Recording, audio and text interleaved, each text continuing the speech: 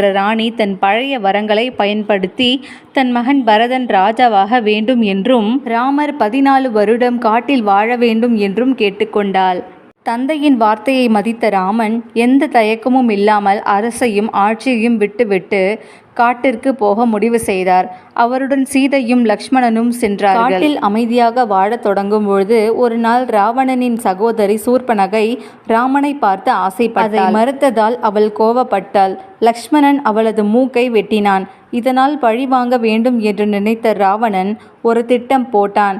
மாரீசனை பொன்மானாக மாற்றி ராமரை விலக்கினான்.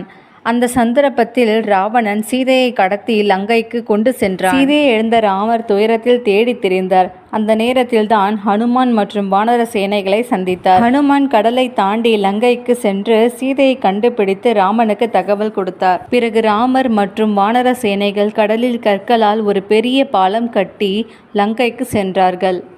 அங்கே ஒரு பெரிய யுத்தம் நடந்தது. கும்பகர்ணன், இந்திரஜித் போன்ற பல வலிமையான அசுரர்களை ராமர் மற்றும் அவரது சேனை அழித்தார்கள். கடைசியில் ராமர் ராவணனுடன் நேருக்கு நேர் போரிட்டு அவனை அழித்தார். அதனால் உலகம் முழுக்க இருந்த அநியாயம் முடிவிற்கு வந்தது. சீதை மீண்டும் ராமனுடன் சேர்ந்தார்.